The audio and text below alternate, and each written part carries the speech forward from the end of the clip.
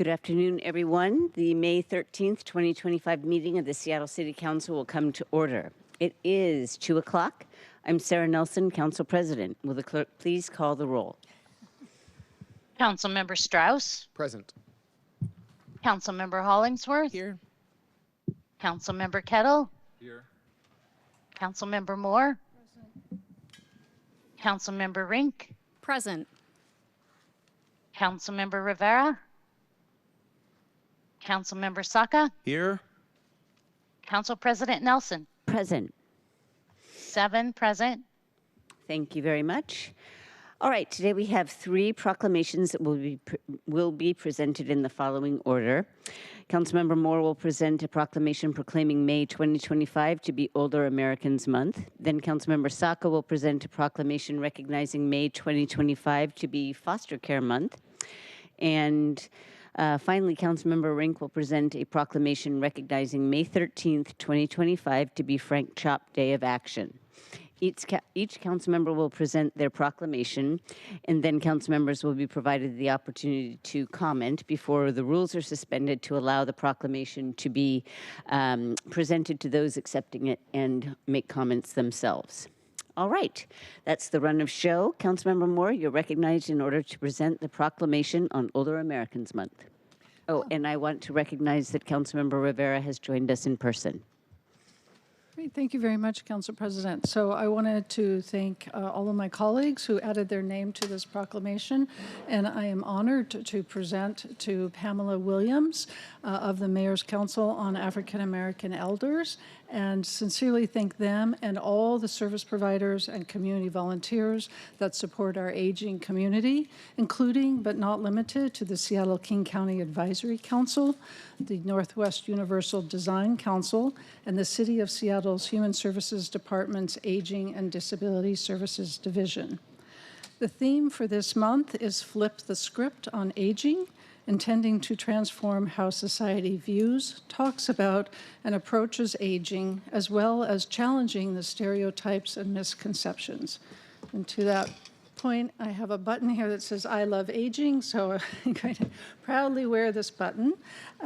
So we encourage all Seattle residents to connect with their elder family members, their friends, their neighbors, their colleagues, and honor their contributions to our communities, as well as consider how we think of and approach aging and ourselves. It really is, in some ways, the new frontier in terms of challenging stereotypes and limitations. So I'm very pleased to present this proclamation to Pamela Williams, and I'll meet you down here for the presentation.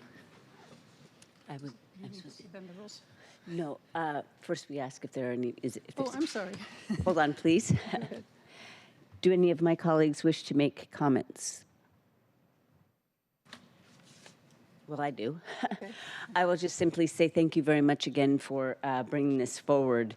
You know, right now, I don't mean to be a downer, but with President Trump cutting Medicaid, Medicare, et cetera, or threatening to, it can be people can feel more vulnerable. And I would, and in this proclamation, I think recognizes people over 50 to be in that category. So I'm right there with you. And I just want to say to our older Americans in Seattle that we've got your back, we recognize, and we're with you. And thank you very much. So with that. All right, so, there's a hand up. Councilmember Strauss. Thank you, Council President, and thank you, Councilmember Moore, for bringing this proclamation before us. It was an honor to get to work for the last council member that held the position that you do, which is putting this forward, Councilmember Sally Bagshaw. And I see some folks from Human Services Department who do the work every day out here in the audience, and I want to thank you all for what you do on behalf of the City of Seattle and the residents we serve. Thank you. Okay.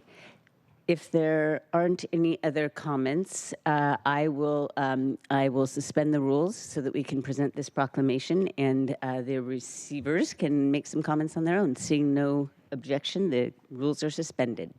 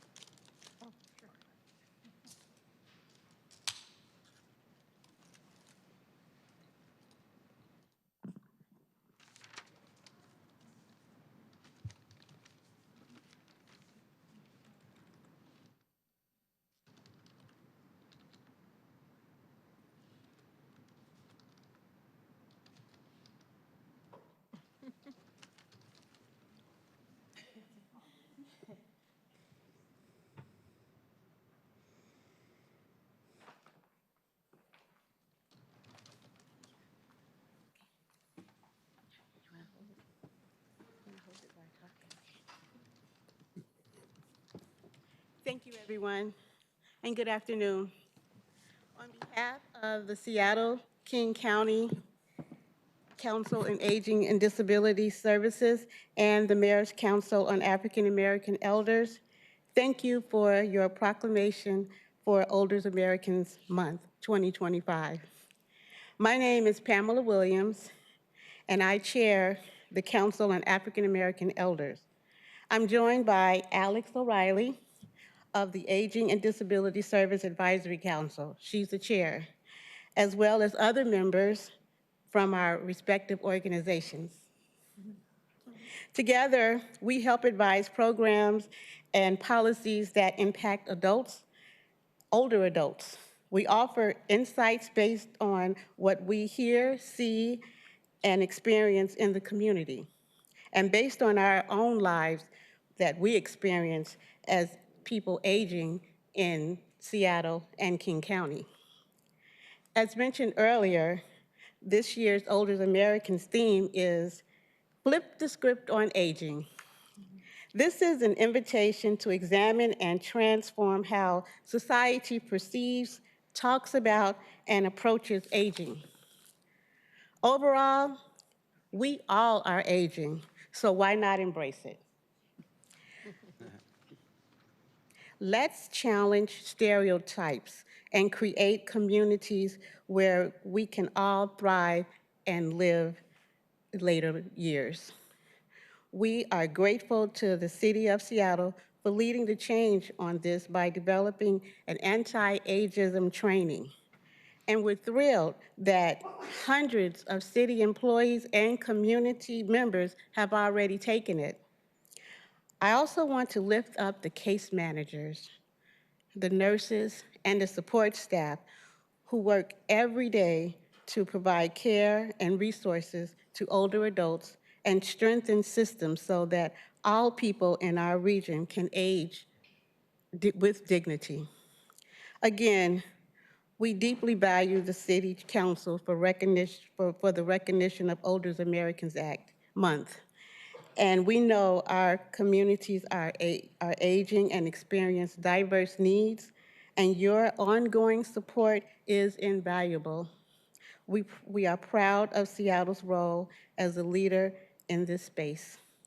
On behalf of both councils, we thank you.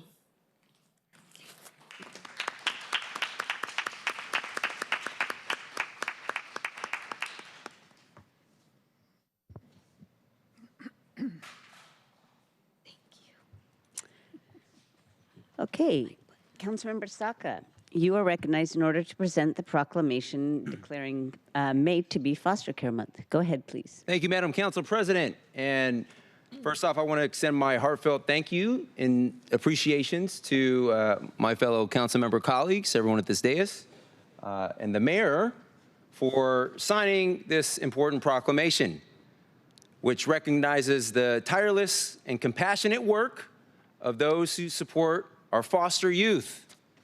And it's no secret, said this before, this work is deeply personal to me as someone who has overcome the foster care system. So I know what it's like firsthand. And I'm grateful every day that I get to be at this dais. And also in a strange way, I'm also grateful for all of my collective experiences, not because I had to encounter them and overcome them, but because I am where I am today, despite those experiences. But for the hard work and sacrifice of many foster care organizations, philanthropic groups, nonprofits, social workers, other providers, it's a broad, expansive list. I wouldn't be here today. And so I'm forever grateful for this work, and I know we are all grateful for the work that these advocates do every day for the benefit of foster youth and our broader community.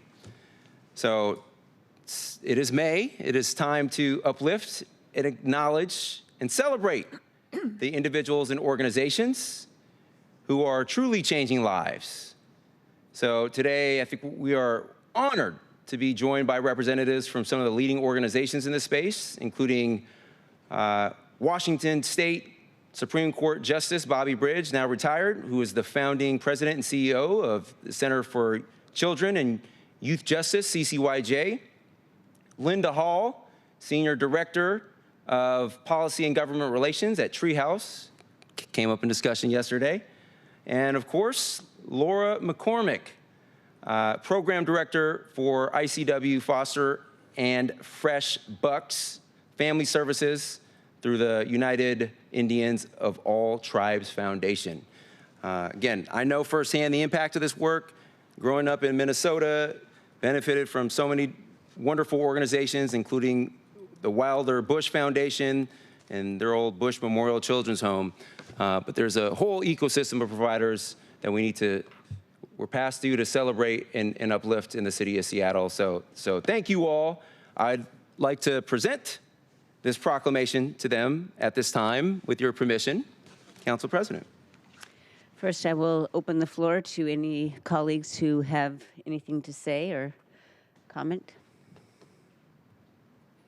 Looking, Councilmember Moore. Yeah, thank you, Chair. I wanted to say thank you so much to Councilmember Saka for bringing this proclamation. It's incredibly important that we acknowledge the incredible work that the foster families do. Having been a public defender who represented parents and children in abuse and neglect proceedings, as well as a judge and a guardian ad litem, and I also had the eminent pleasure of appearing before Washington State Supreme Court Justice Bobby Bridge, who was an absolute advocate, fierce advocate for foster youth. So often the system is criticized legitimately, but the people who are in it doing the work of raising children in difficult times are lost. And so I so appreciate you bringing this to the forefront. Thank you. Okay, I'm not seeing any other hand. Councilmember Rivera. Thank you. I too want to lend my voice of gratitude to Councilmember Saka for bringing this up, also for sharing his personal story by way of example. I too, when I was in law school, I interned for an organization that did lawyers to children who were in neglect and abuse proceedings and who were removed from their homes. And also knew people in my neighborhood who served as foster parents.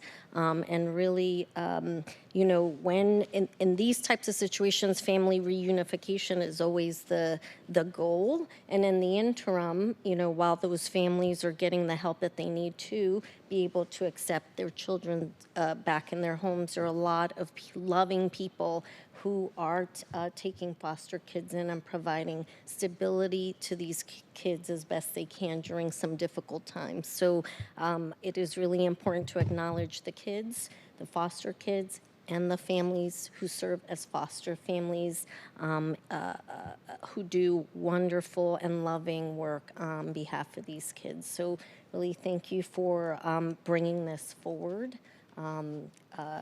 It is really important that we recognize this work. So thank you. Councilmember Strauss. Thank you, Councilmember Saka, for bringing this forward. Your timing is impeccable as we're taking up the Families Education Preschool Promise Levy. Love to work with you to see if there's something that we can do in that levy to make a budget outcome from this resolution today. Thank you, my friend. I have a few ideas. Let's work offline. Yes. Well, just real quick, I'll just say thank you again for bringing this forward. And of course, lending your story, which grounds us in the reality. And I spent some time lamenting the Treehouse's loss of funding yesterday, so I just want to extend my gratitude to them in the room and to the other folks that you introduced who make up the ecosystem that provides care and a more healthy and loving environment. So thank you very much. And if there is no objection, the council rules will be suspended to present the proclamation and allow our guests to accept it and provide remarks, and unless you have any closing remarks as The well. only thing I'll say is, like, gotta name a few uncomfortable truths and then, end on, what I think is an optimistic note. So we know that there sadly is a foster care to prison pipeline. We also know that there is a foster care to homelessness pipeline, and I think 50 and 40% of youth, respectively, I might have those stats flipped, that have entered the foster care system one time, one day, can sadly be expected to go down one of those paths. But it is organizations like those with us today, and more who aren't, that are doing the work to get that number down and make sure more people, foster youth, are able to achieve their true potential in life and thrive. And so that's what this is about, celebrating the tremendous work and dedication and commitment of all those people in the ecosystem, mentors, whatever, that are doing the work to support and uplift our youth, particularly those most in need. So I'm honored to present this. So no further ado. All right, go ahead. Thank Yep.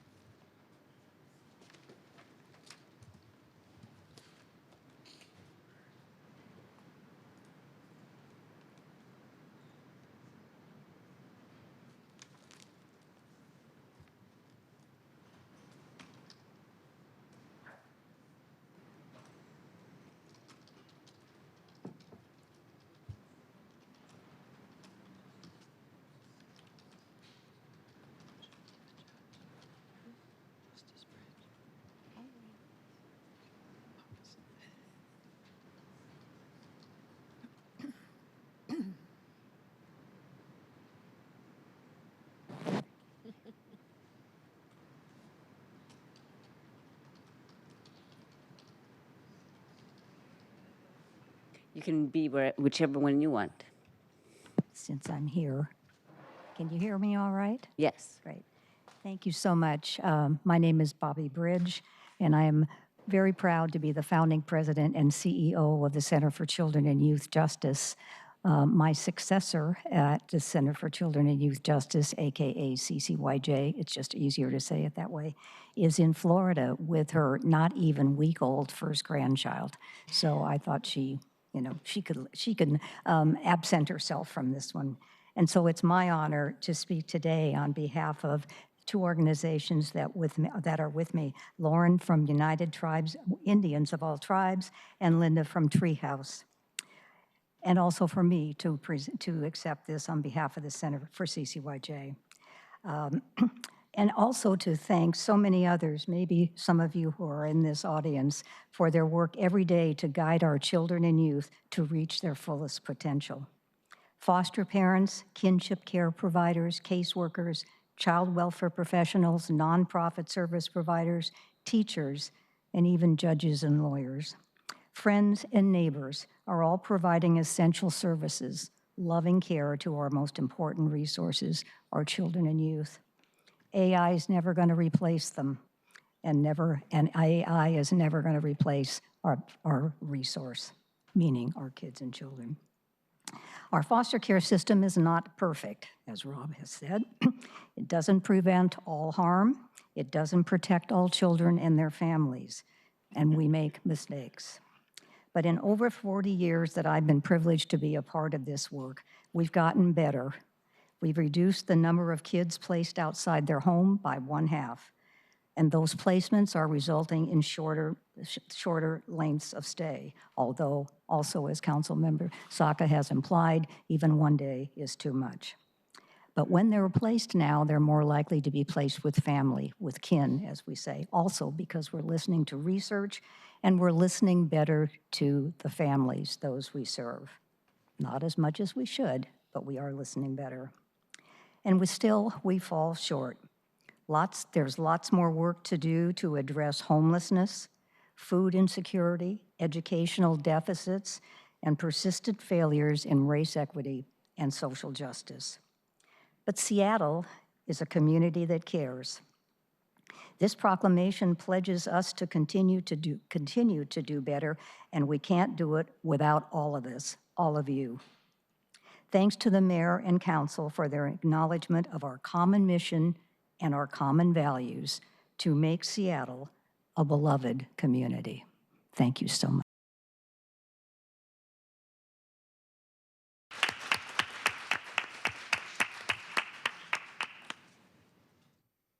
Okay, Councilmember Rink, you are recognized in order to present the proclamation on Frank Chop Day of Action. Thank you. Colleagues, it is truly an honor to bring forward this proclamation today, designating May 13th as Frank Chop Day of Action. Frank was a mentor to me, and I know many people in this room. I thought I knew Frank's legacy until I started working on this proclamation, and I want to thank the family who's here today, Nancy and Ellie, who will be sharing a couple words with us shortly. I want to thank you both for your work on this. I got to know Frank better through the process, and he is far more incredible than I even already thought. And so I want to thank you for your work, not just in supporting developing this proclamation, but also for sharing him with us. Colleagues, if I shared every single thing that Frank Chop did for this community, we'd be here all night, and it would be a fun night for the record, but it would be a very long night. So I want to highlight just a couple of pieces of his legacy, particularly how they've influenced the lives of Seattleites across every corner of this city. When Frank was a student at UW, go Dogs, he was active in opposing redlining and helped found the Seattle Tenants Union. He has been the managing director of the Pike Market Senior Center, founder of the Fremont Public Association, now known as Solid Ground. He established our first Seattle housing levy organizing efforts in 1986. He also established the Housing Trust Fund, the Education Legacy Trust account, expanded the document recording fees, and most recently helped to fund the Covenant Homeownership Account, this program which is working to right the historical wrongs in our past discriminatory housing policy to open up the door for home ownership opportunity for Black families.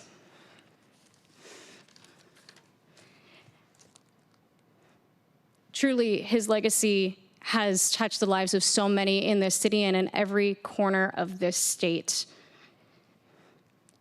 But the last project that I got to work on alongside Frank was working to secure progressive revenue for the social housing developer. Some of y'all who have Hulu might have seen the ads. It was featuring Frank and I, really pushing for making sure that we are setting up the social housing developer for success and delivering union-built social housing for working people.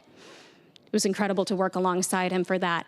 And that is why I remain committed to making sure we're establishing and setting up the social housing developer for success so they can deliver on that. So today's proclamation, you might have noticed, it's not just Frank Chop Day. He wouldn't have liked that. If you knew him, you would have known he wouldn't have liked that. That wasn't his vibe. The thing that Frank wanted more than anything was to get work done. He wanted to put people to work. He put me to work. I think he put a number of people in this room to work. And so it's exactly what he would have wanted, to make sure that we were carrying forward the work. And so, colleagues, by establishing this day as a day of action, this is a reminder for us as elected leaders that we have a duty to deliver. Frank was about the work through and through, and the best way we can honor him is by getting to work. And that's why I'm committing publicly to working tirelessly to fight for working people, our renters, the right to organize, and for housing and healthcare justice for all. And I would love to hear how folks plan to take action and keep up this fight. And I invite everyone here to join us at 4 o'clock in the Bertha Knights Landis room, where we'll not only just talk about Frank's incredible legacy, but talk about getting work done. Thank you. Thank you very much. Are there any people that would like to make comments? Councilmember Strauss. Thank you, and thank you, Councilmember Rink, for bringing this forward. as she said, if we went through the legacy, we'd be here all night. It would be a really great and healthy evening, but it would be a very long evening. And so we'll reconvene in Bertha Landis after this to continue the conversation. Just a few things from me on the record before I get into him as a politician and a leader. He worked with my godmother in Cascade neighborhood, organizing folks. Ellie, I know that you went to Model UN with you in DC with my good friend, Mr. Bell, and Andy talks a lot about that experience of getting to be with him as a dad. I think it's a geodesic dome on Cherry Street that he built. What was he doing? But he knew that somebody needed a place to rest their head. And at that point in his life, he knew that he had a hammer and a nail. He walks the talk. And the full extent of his impact will never be known. It'll never be known because he's humble. And because he knew that a place to live or a place for someone to lay their head was more important than a press release. And it's going to take all of us to keep that legacy going, to keep those ripples moving. And we're all just so lucky enough to have had him in our community as a friend, as a politician, as an organizer, and as a dad, and as a husband. Thank you.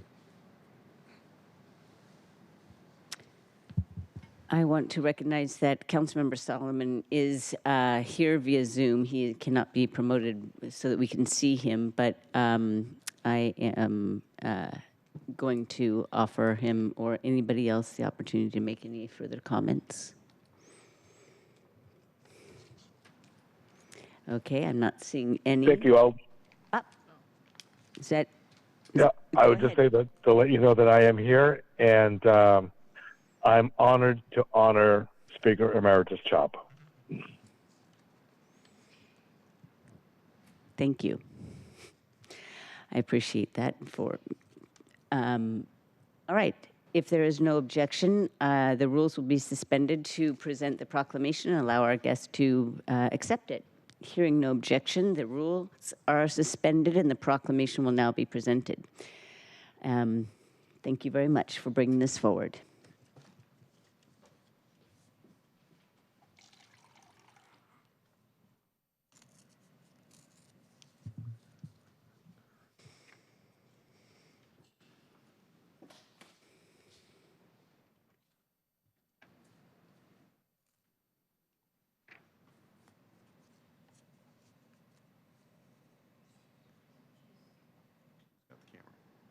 Missing. There.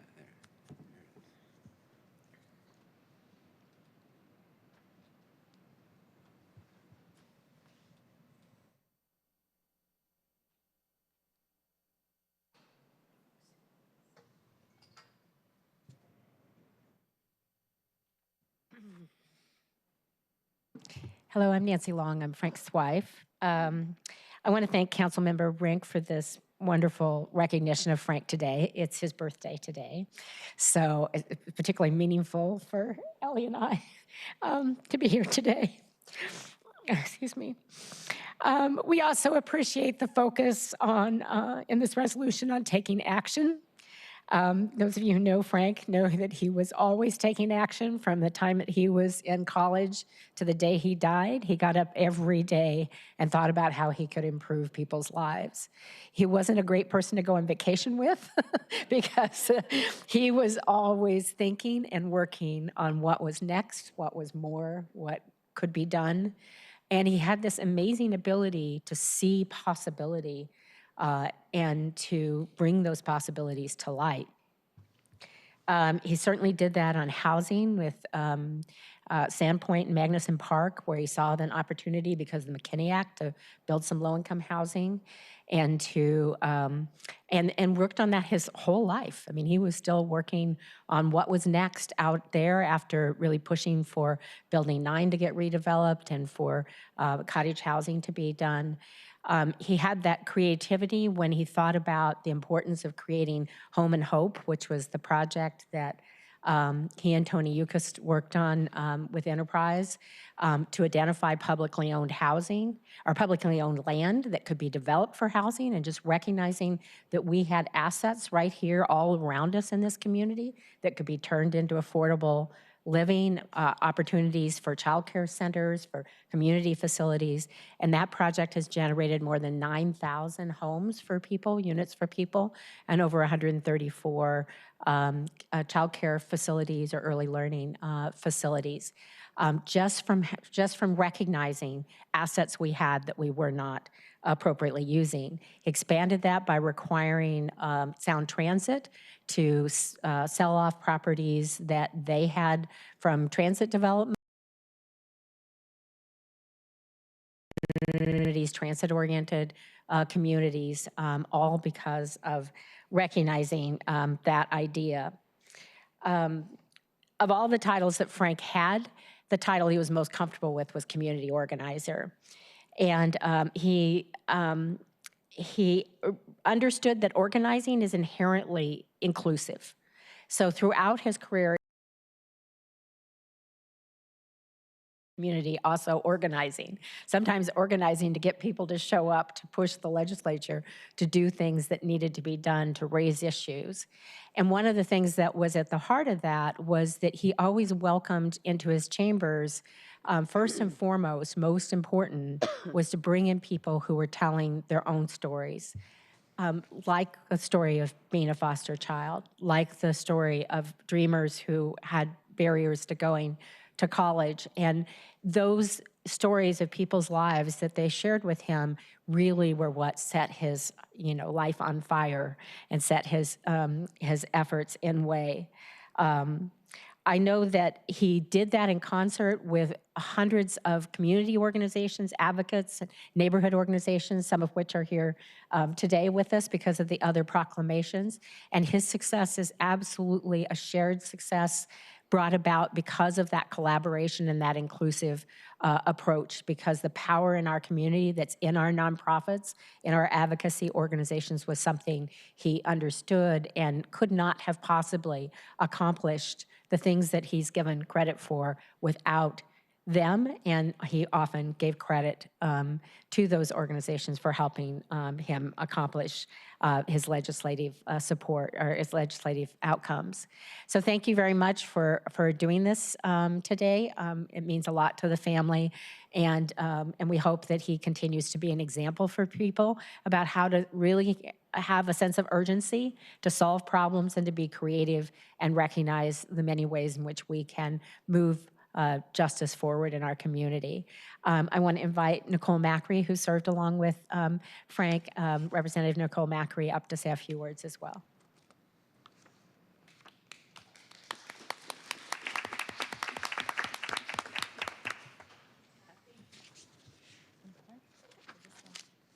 Thank you. Can you all hear me okay? Is that one working? I can do this one. Is this one better? Can you hear me like this? Thank you. It's an honor to be in front of you all today. As Nancy said, I'm Representative Nicole Macri, and I had the great honor to serve with Frank, representing constituents in the 43rd Legislative District for 8 years. Nancy said it well. Frank always called himself a community organizer and a citizen activist. He was really known to be a political genius and a giant in our state, particularly in the halls of Olympia. He cared for people across the state, and he loved this city. Many of you are probably familiar with the many projects that Frank was involved with building here in the city of Seattle. I invite you to go to any city in Washington state where there are many, many other housing projects and healthcare facilities that have Frank's mark on them. I am one of the countless people who has been organized by Frank over his long, long tenure. And it is quite an honor to have been there. Frank and I found common purpose in our drive to ensure housing and health care for all people in our state. Frank is the person who made sure that every kid in Washington state has health care. He made sure that Washington state is the first state where any low-income kid can have an entitlement to go to college for free.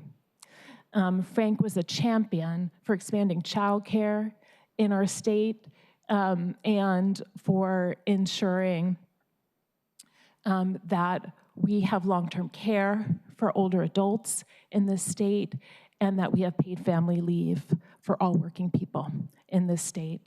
As you've heard already, we can go on and on about his legacy. All of these things that you heard about today were only possible because of his incredible skill and humility in bringing people together and letting those who are most impacted lead on these efforts. I'm just so grateful to all of you for recognizing not only Frank's legacy, but his commitment to action. And I look forward to continuing to work with all of you to make sure that we live out his legacy and continue to do good work for the people of this city. Thank you so much.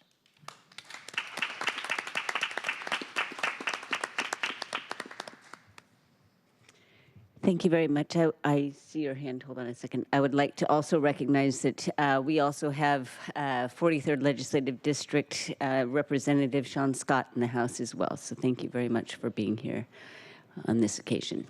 Councilmember Saka. Thank you, Madam Council President. A point of personal privilege. I just want to take a moment to recognize Mr. Phil Lewis, co-chair of the Seattle Human Rights Commission. I invited them to join us for this proclamation. I'm glad we caught you just in time before you left. I know you got a meeting to head to, but I had the pleasure of partnering over the last few months with Mr. Lewis and the Human Rights Commission on a number of shared advocacy initiatives in Olympia pertaining to foster youth. And so you don't have to be one of the terrific foster care service providers or one of the many great people as part of the broader ecosystem that Justice Bridge called out earlier. You can be an advocate, or you don't have to have lived experience. You can be an advocate and lend your voice of support. Looking forward to continuing that work alongside you all and anyone who wants to take up this work together. And you know, some of that work in Olympia was successful, some of it wasn't, but thankfully we have Representative Marcy and Scott in the room to help us work together next year to make sure we're even more successful. So thank you, Madam Council President. Thank you very much. All right. That concludes our presentations today. Thank you all for coming. This is a great slice of, you know, our civic life here in Seattle. So it's great to have this component to our official council meetings. All right, at this point, colleagues, we'll move into the hybrid public comment period. Public comment is limited to items on today's agenda, the introduction and referral calendar, and the council work program. Let's see, clerk, how many speakers are signed up today? We have 7 remote and 21 in person. Okay, we'll give everybody, we'll start with 10 present, go to the remote, et cetera, and everybody can have 1 minute. I just want to remind people, please refrain from racist or otherwise abusive language and then clapping, yelling, et cetera, between speakers so that we can get to everyone in an expeditious manner. And if you need to express your support for something that was said, go ahead and do the jazz hand thing or the clapping or whatever so that we can move through this fairly quickly. All right, go ahead and begin. Speakers will be called in the order in which they are registered. Speakers will hear a chime when 10 seconds are left of their time. Speakers' mics will be muted if they do not end their comments within the allotted time to allow us to call on the next speaker. All right, the first three speakers, we're going to start with Patrick Gibson, Long Nugent, and then Violet Lavadia. So Patrick, thanks. Currently, the City Council is considering legislation that would roll back many of the renters' rights won during the 10 years of Kshama Sawant's Socialist City Council office, including the ban on school year evictions for school children. Under current ethics rules, Maritza Rivera and Mark Solomon would be unable to vote on that legislation because they're landlords. That's why Kathy Moore and other Democrats on the City Council are proposing to gut Seattle's ethics rules so they can make sure they have the votes to push through these blatant attacks on Seattle's working people. Councilmember Moore has said she's concerned that particular voices are being disenfranchised by the current ethics rules. In this case, she's referring to the landlord lobby being disenfranchised. And I, along with Seattle's working people, wish that were true if only Seattle's corporate developers were disenfranchised more often. In reality, the Democratic Party that controls our city government is a party of big business, bought and paid for in Seattle by the wealthiest capitalists and the biggest real estate developers in this city. Any Democrat who votes in favor of this gutting of the ethics rules should be immediately voted out of office. When renters' rights are under attack, what do we That is a disrupt. Renters' rights are under attack, what do we do? Stand up, fight back! Renters' rights are under attack, what do we do? Stand up, fight back! That is disruptive behavior. This is considered an outburst. That's against our council rules. Don't do that, please. Are you? Oh, did you? Okay.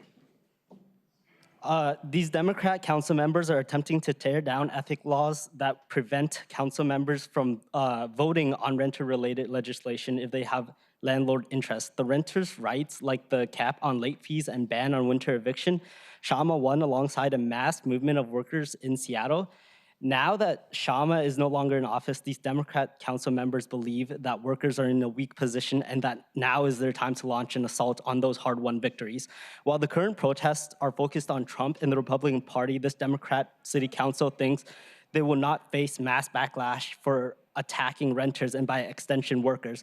So they are going to use the cover of Trump to join in on attacks on workers. Council member Rink talks about taking action to develop affordable housing, but these are the same council members that raided the Amazon tax to fund policing and plug their budget. The Amazon tax was for affordable housing. We cannot rely on either the Democrat or Republican Party to defend the rights of workers that have won through mass action. We as workers need to wage our own independent offensive fights to tax the rich for the things we desperately need. Fired. Who is the next speaker? Violet. Violet, please come up.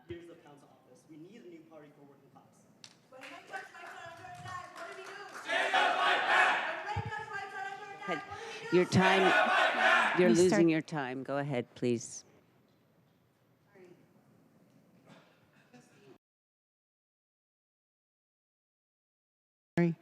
My name is Violet Lavatai, and I am speaking today. I'm the executive director of a tenants' rights organization. I'm American Samoan. I grew up in Seattle. I don't no longer live here because of the rent increases. I'm here representing the community, working people's elders who believe deeply in transparency, accountability, and public service that centers people, not profits. I'm here to speak out against the bill introduced by Councilmember Kathy Moore that changes Seattle's ethics code. Let's call it what it is, y'all. And it's a step backwards. While it appears to streamline disclosure, it is in reality a bill that tears down public protection and opens up the door for greater influence by the rich and powerful at the cost of everyday Seattle residents. Calvin. Thank you very much. No. Thank you for your comments. Who else is? Thank you very much. Please have your seat. Your time is up. Your time is up. Who is next? Could you please name the next? Yes, we have Calvin Priest. Following Calvin will be Jason Thiel. Working people really didn't need further evidence you seem eager to provide it. Over the past decade, Seattle's working people won historic victories: the $15 minimum wage, the Amazon tax, landmark renters' rights. In the absence of Kshema's Socialist City Council office, this council has been hell-bent on trying to overturn those victories. We defeated your attack on 15 last year. Now you want to carry out brutal attacks on renters, because this attack on the ethics law is really clearing the path to kill renters' rights, which would dramatically increase homelessness and kill thousands of people, so corporate landlords can profit more. That's who these people are and what the Democratic Party is: a party of landlords, of billionaires, just like the Republicans. I have a question for Alexis Rink. You claim to support renters and workers. Why haven't you said one word against this attack?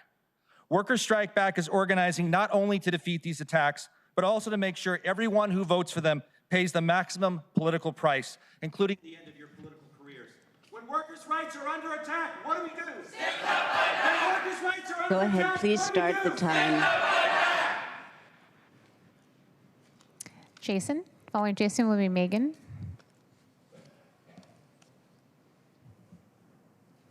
It's disgusting that these Democrats in City Council are trying to repeal the Ethics Code in order to ram through attacks on the renters' rights that were won by working people through the leadership of Shamasawan Socialist City Council office, including a ban on winter evictions and a ban on school year evictions, at a time in this city when corporate landlords have been caught price fixing and price gouging working people to the tune of billions of dollars.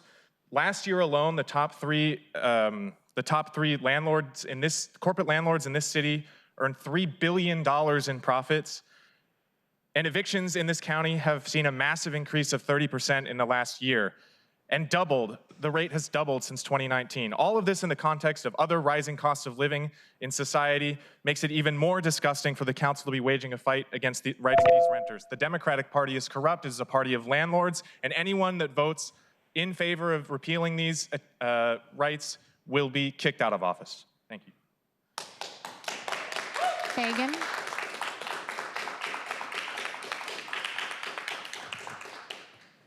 We have Megan. Following Megan will be Bennett. Halston. This is a list of crucial renter rights. This is the victories that they won. So right now, the linchpin behind this scheme is a company called RealPage, which the lawsuits say coordinate pricing with the largest apartment property management companies in the U.S., landlords that collectively control nearly 20 million homes. How dare landlords control our property? The property should be owned by the workers and union housing, and to gut our rights is ethically wrong and immoral, just as wrong as separating families. So that want to continue working together. In Seattle, these corporations control a majority of rented apartment buildings. Big Seattle landlords like Greystar, Equity Essex, Property Trust, Thrive Communities, Avalon Bay, all of whom have a track record of fighting viciously against every single renter's rights. We have won. The top three corporate landlords in Seattle, Avalon Bay, Equity, and Essex Property, who collectively own about 15,000 rental properties in Seattle, made nearly $3 billion in profits last year. Thank you. Who are the next three speakers?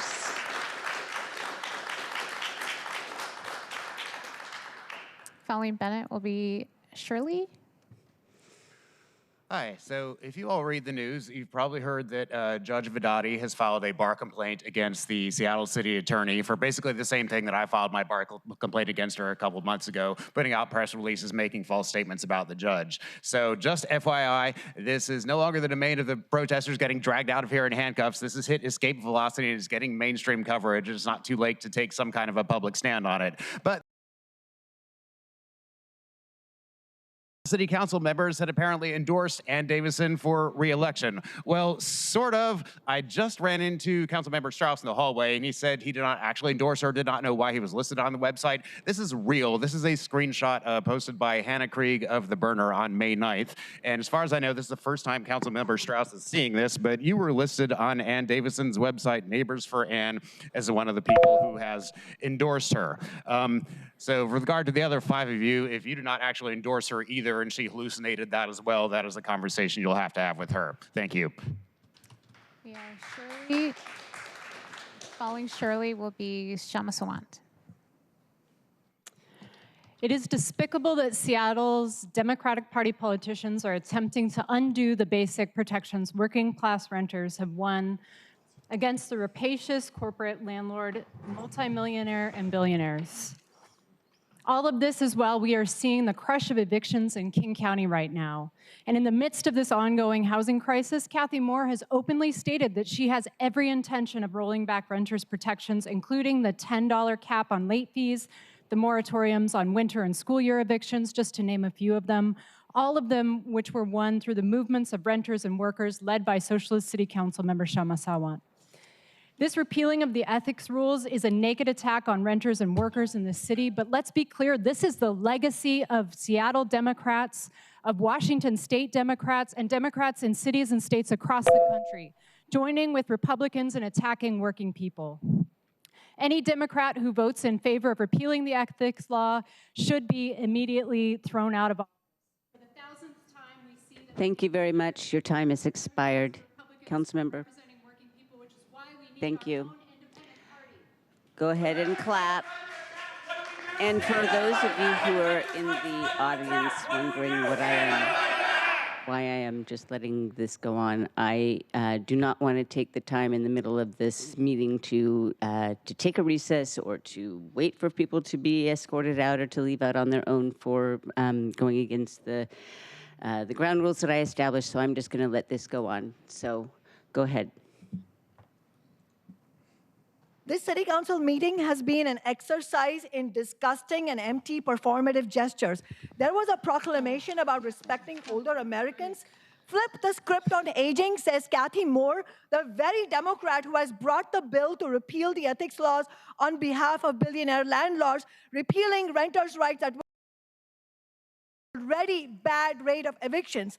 According to the evictions lab at Princeton University, around 1 in every 9 renters threatened with eviction every year. Almost 830,000 people are over the age of 50, and statistics are even more frightening when you look at poor and low-wage adults, older adults who don't have access to pensions and are forced to work till they die. You had Councilmember Saka talk about foster kids, wax eloquent, and talk about the foster care to homelessness pipeline. Do you know how many children will get evicted? How many more children will get evicted if the renters' rights are repealed? That is why we say when renters' rights are under attack, what do we do? Thank you very much. What do we do? Who is next on the list, please? Thank you very much. Your time is up. Your time is up. Council President, I'd like to note for the record that this is disruptive behavior, that there's been repeated disregard for the council rules, and I'm asking that you take action on this to note a record. Thank you very much. Again, That I would is also a note that disruption. Stop. this is out of order. You are out of order. You not are following engaged in council disruptive rules. behavior. Please. This is your last.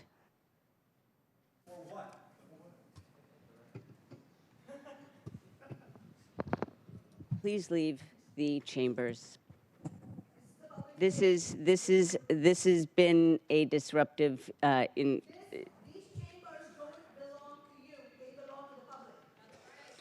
You are engaging in disruptive behavior by prohibiting the normal the flow of our meeting to continue. So please stop. Again, point of personal privilege. These comments are disruptive to the order of the council. They are not addressed to the agenda. Again, making a record that this is disruptive behavior. And I would ask my colleagues to join in making a record that this is disruptive behavior. See, this is exactly, so we are now at an impasse, see, because I recognize my colleague that, yes, we are, the rules, council rules are being broken through this disruptive behavior that is prohibiting don't interrupt, the continuation of our meeting. However, we still have everything on our agenda to get through. And I hesitate to go through the whole rigmarole of this back and forth and then asking you to leave and then having security help you leave, et cetera, et cetera. And so that is the situation that we find ourselves in. So how many people have? We are at speaker number 10. Okay. Speaker number 10, you are welcome to provide public comment, and then we will go to the remote speakers. Gwendolyn Hart.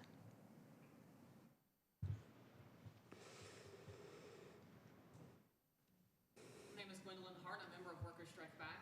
Seattle is a majority metro city, but we are only scraping by while huge corporations like Graystar, Equity, Axix rake in massive profits off of our back. Just these three corporations made $3 billion last year. Repealing the ethics law is a blatant tactic to attack the renters' rights that we've won with Shama City Council office. The cap on late fees at $10 a month, the ban on winter and school year evictions, and much more victories the City Council President Sarah Nelson has stated her intention of re-examining, quote, unquote.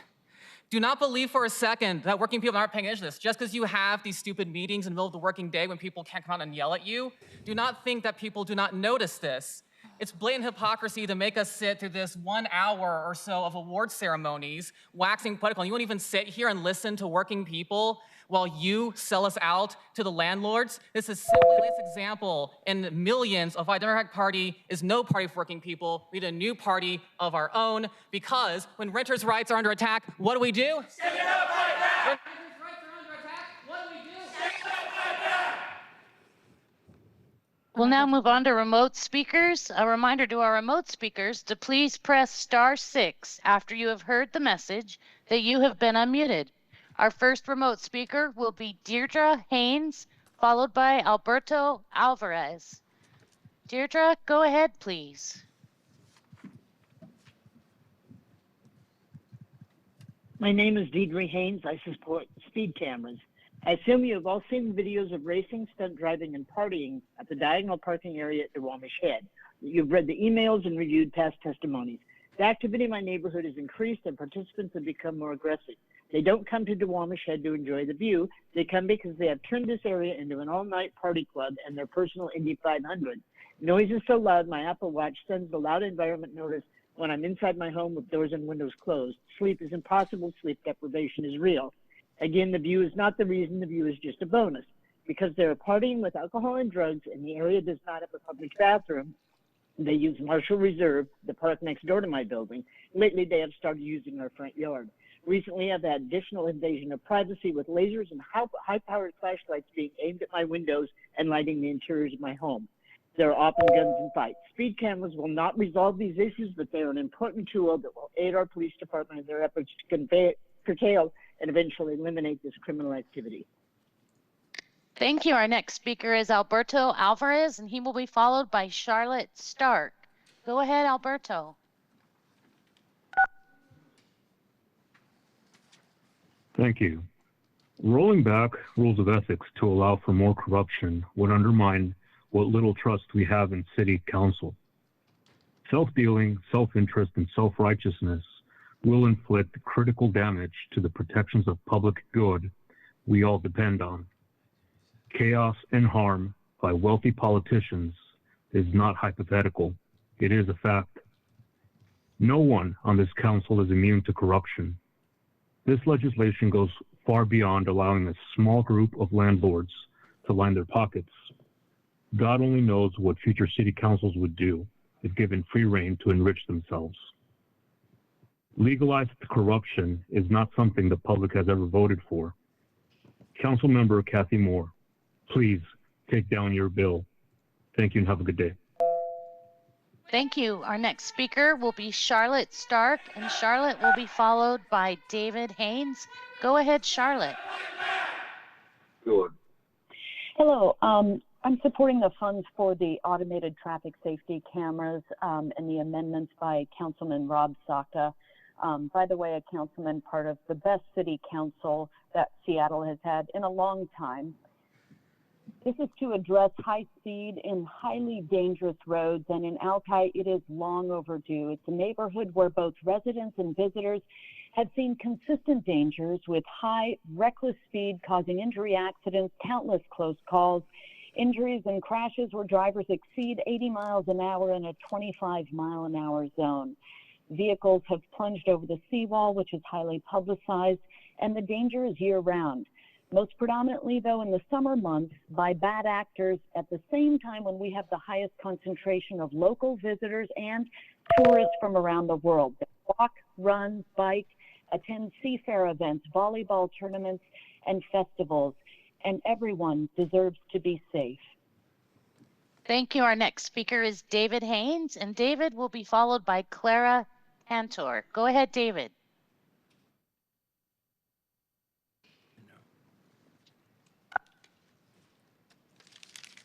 David, are you there? Thank you, David Haynes. Thank you. Yes, thank you. I think we need noble use of a drone to help target some of the evil criminals that are predatorized in the community and help communicate that to the cops so they can get it right. And with that said, and the main reason I called in, was it a state violation for council to not admit that they have a conflict of interest on the city council trying to change the ethics rules and laws about what constitutes an ethics violation and a conflict between the landlord and the tenant? While you conspire to further deregulate and inflate the abusive rental market, is it a state law violation that none of the landlords on council admitted they have a conflict of interest at the beginning of the council meeting? Would that violation be submitted to the Seattle Ethics Committee or referred to the state or the Department of Justice? I ask because with the changing laws as they favor the landlords cheating the working class renters, as landlords are writing the legislation and rules of law that sabotage incentives on the comprehensive plan and restrict higher levels on the One Seattle plan that justifies a revolt against your... Thank you, David. Our last registered remote speaker who is present is Clara Cantor. Security, please escort people that are disrupting. Give us 1 minute, Clara. Okay, Clara, please press *6 if you're ready. Hello, can you hear me? Yes, thank you. Hi, my name is Clara Cantor, and I'm speaking as a member of Whose Streets Are Streets. First, I oppose the rolling back of the ethics code and support the renters' rights that other public commenters here today are speaking about. I would also like to speak specifically about the automated enforcement legislation before you today and encourage you to vote no on both amendments before you today. Whose Streets Are Streets had an outreach contact with SDOT, and we spent 2 years collecting BIPOC community feedback and concerns about automated enforcement in Seattle. Many of the streets in Seattle, especially in BIPOC and low-income neighborhoods, are designed to encourage drivers to speed, and we want streets without dangerous speeding. For legitimacy and public support of the program, all of the revenue needs to go back into slowing down speeds, and all of the policies need to stay true to that goal instead of being used as a revenue generator for the city. 15% of the red light camera revenue is a total of about $1.3 million, while every little bit counts. Thank you, Clara. That's the end of our remote speakers.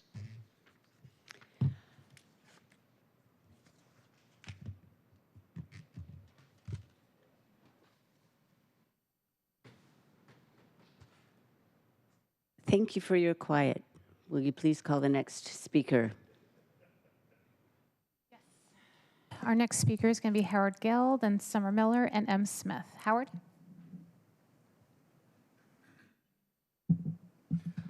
Last Thursday was the 6th anniversary of Ryan Smith's murder by the SPD. In 6 days, it will be the 5th anniversary of Terry Caver's murder by the SPD. Murdered just 6 days before George Floyd, while you were in office, Council Member Strauss.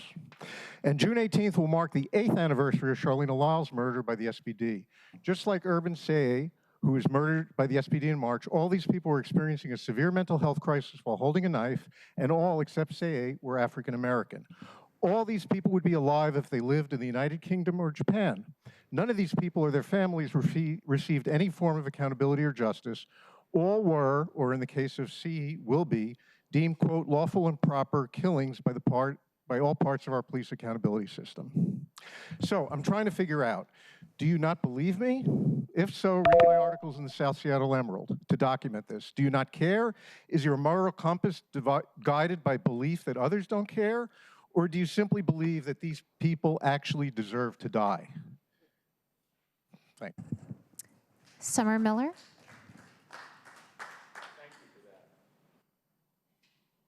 Summer Miller. I'm a member of Workers Strike Back and Revolutionary Workers. Seattle City Council should be defending working people, but instead they're launching an attack on us to serve the interests of corporate landlords. Their first step is repealing this ethics law so that council members who are landlords can legally vote to strip away renters' protections. This is about clearing the way to roll back the gains we fought hard to win during Shama Sawant's 10 years in office. Alexis Rink, you said you're committed to working tirelessly for working people. You've been endorsed by labor unions. How come you haven't said one word against the attempt to repeal the ethics laws in order to attack renters' rights we won through Shama's office? While working families struggle to stay housed, companies like Essex, Equity, and Avalon Bay made nearly $3 billion in profits last year. Evictions have more than doubled since 2019. Black renters are just 6% of King County's population, but they make up over a third of evictions. And the council's response? To help landlord politicians vote to take even more from renters. This is a calculated attack on working people. We need stronger renter protections, not weaker ones. We need rent control. We need to build a new party for working people because time and again, the Democrats have shown whose side they're on, and it's not ours. Any politician who votes to repeal the ethics law or to roll back any renters' rights should be driven out of office. Just like we did with the Hands Off 15 campaign. Speaker, please. Who is the next speaker? Pause. Do you think that you deserve more time than other people? Thank you. Next person. You are delaying the orderly conduct.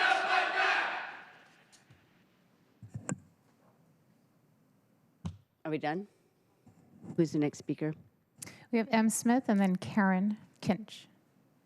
I'm a renter in District 3. I'm a member of Workers Strike Back. It is despicable that Seattle's Democrats are attempting to undo the basic protections working class renters have won through Shama Sawant's Socialist Council office. The Democrats fought against all of these renters' rights, and now they're trying to roll them back. It's ironic that Democrats are threatening to evict working people from this chamber for supposedly breaking the council rules, when at the same time, those Democrats are themselves trying to shred council ethics rules on behalf of billionaire landlords. Last year, these same Democrats shamefully tried to dismantle our $15 an hour victory, which was won with the leadership of Shama Sawant and working people. Workers Strike Back led the fight for that hands-off 15 victory, and now the minimum wage is $20.76 an hour for all workers. Having failed to undermine 15, now the Democrats on the council are coming after renters' rights. As others have said, the top 3 landlords have made nearly $3 billion in profits last year.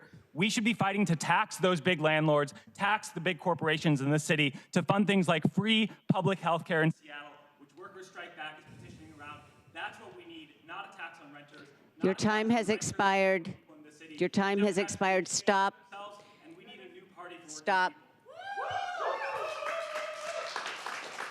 Multiple people have continued to engage in behavior that is out of order, and this meeting cannot proceed until order is restored. Will security please remove the people that have been disrupting the meeting and breaking council rules?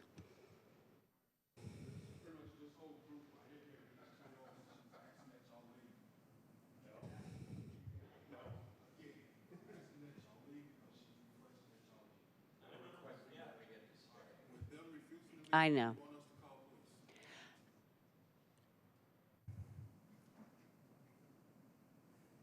I will call a 3-minute recess. I have to think about this because we have to.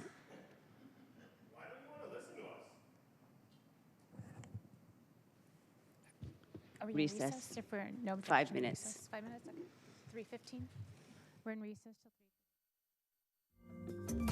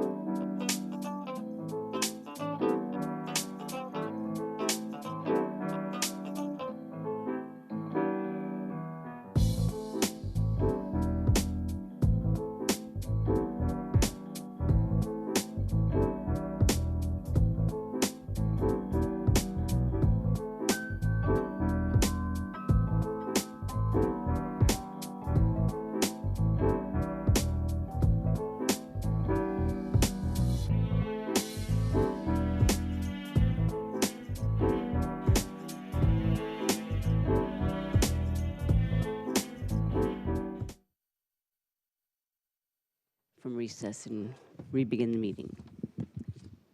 Councilmember Strauss. Present. Councilmember Hollingsworth. Here. Councilmember Kettle.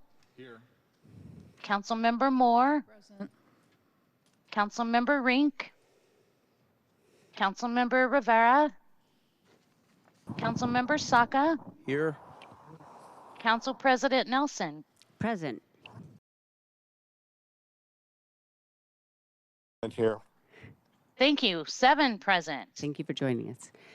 Thank you very much. We will we will recommence public comment. If there is the disruptive behavior after this public commenter, I will then end public comment because per our rules, public comment shall not exceed 20 minutes. We go over that all the time, but I'm just, we're going to get through this business, and if that is what comes to pass, we'll just continue with our meeting after that eventuality. So, who is next in the on the list to give public comment in person? We have Karen, and then following Karen will be Jim. I believe it's Kinkle, and then Dominique, and then Bethany. So Karen.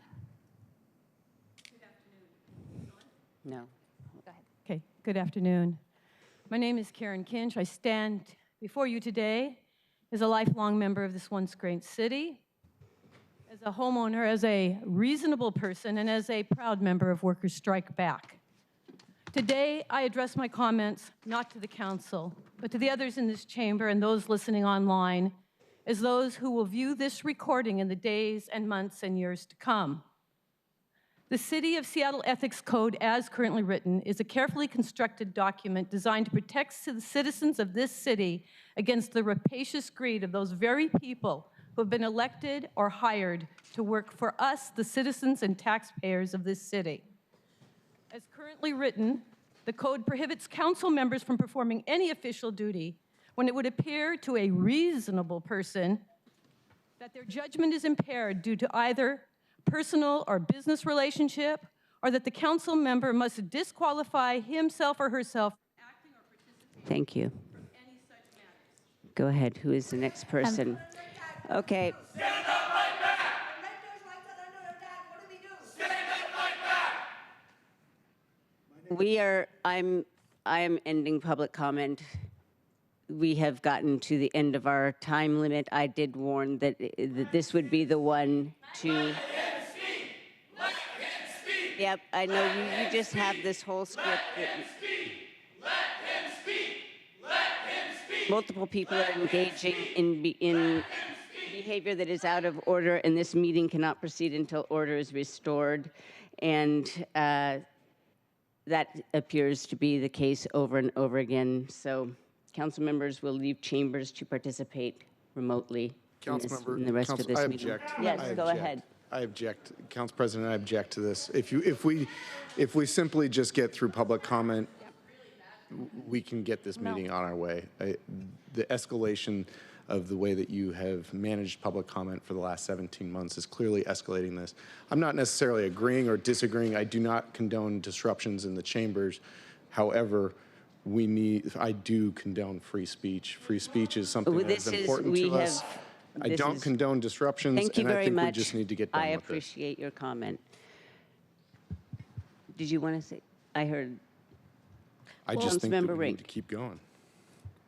Simply wanted to concur with Councilmember Strauss's notion. Let's continue with the public comment and hear everyone today. Councilmember. Go ahead. President. Yeah, I disagree. I think we need to follow our rules. Otherwise, there's no point in having rules. And we have been more than generous. We have been more than generous in our application of the council rules. I support you wholeheartedly in this move. I also want to take objection to the personal attacks on your leadership style. This is not the time or place to be making those comments. You are handling this in the best way possible, and those comments need to be kept offline. Thank you. Council President, yes. Point of personal privilege. I just want to say that I wholeheartedly support free speech, and that means everyone needs to be afforded the opportunity to speak. And every time there is an outburst, it actually doesn't afford everyone the opportunity to speak. So if people come to chambers to give public comment, they need to be respectful so that we can hear everyone, because when you are disruptive, we cannot hear everyone. And so I do support your authority as council president to do what you must in order to make sure that we have not chaos in the chamber. So If people want to speak, I support, if they're not going to be disruptive, continuation with public comment. But if there's going to be continued disruption, then we can't get through public comment and let alone our business. So this really is back to the folks that show up for public comment, whether they're going to be respectful and allow everyone to speak. I understand. All in favor, we're going to take a vote. I move that we continue with public comment. If you say aye, then we continue with public comment. If you say nay, we end public comment. Please call the roll. Okay. Council members. Well, anyway, go ahead. Before we vote, can you clarify Yes. what is yes and no, please? The rules state that that I am making a motion to continue with public comment because that is how our rules go. That actually public comment is supposed to end at 20 minutes unless expressly, unless emotion. Well, unless it's on purpose to keep going. And so basically, and we always informally just let it go. So that is the way things are. So. Vote yes Council if President, you would like to continue with public comment. Point of clarification, how many public commenters are remaining today, signed up? 11, I believe, remain. 8 people. Okay. So the vote would be whether or not public comment will continue. So a vote aye would be to continue public comment. A vote no would be to discontinue public comment. Jody? May I have clarification from Council President on whether the vote is assuming that the commenters abide by the council rules? Because that is the issue here. It's not the issue of public comment. It's about whether they can provide the public comment within the constraints of the council rules.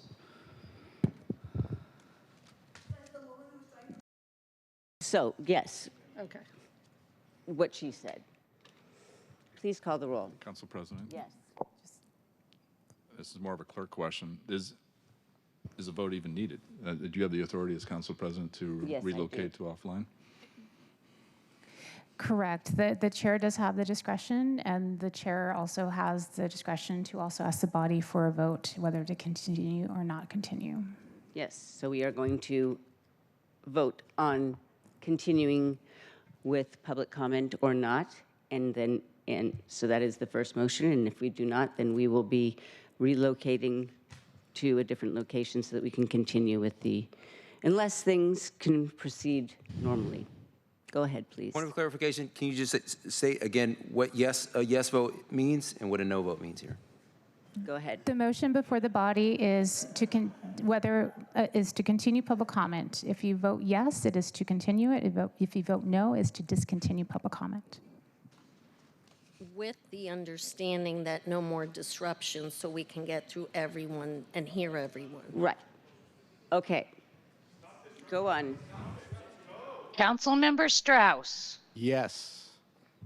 Councilmember Hollingsworth. Yes.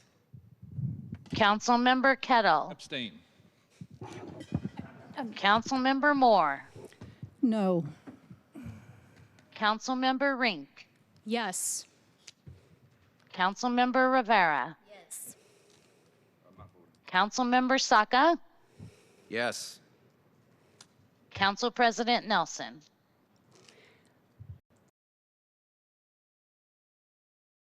With the majority. All right. It appears that the will of the body is to continue, so I vote yes. All right. 6 in favor, 1 opposed, 1 abstain. Please proceed.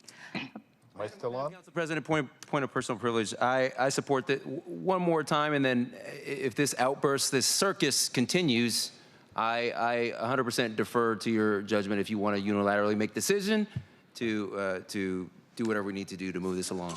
Thank you. You know, you just keep, you guys, I try to draw a line and then there is equivocation, and now you are saying we're going to proceed, but if things get dicey, then what? It's what we voted on. If there's Right. continued disruption, then we will stop. Yep, go ahead. Our next caller is Jim. Following Jim will be Dominic.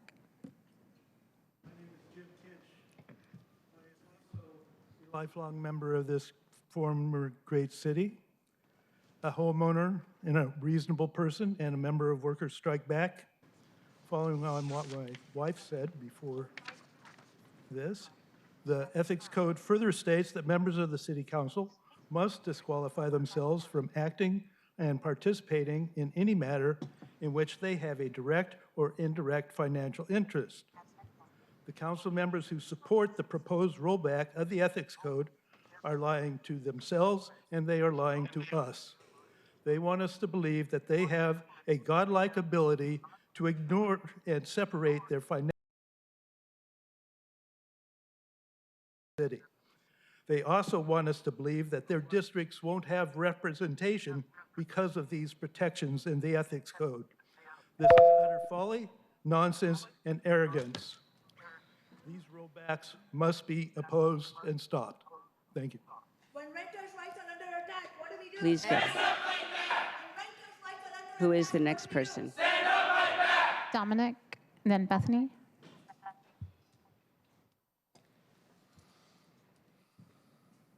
Hi, I'm Dominic Wolfgang Wallace, a member of Workers Strike Back and a District 3 voter. I'm also a minimum wage worker and one who had to rush here from my 6 to 2 shift because the City Council insists on holding public comment in the middle of the workday on the days so few of us working class people will even be able to make it.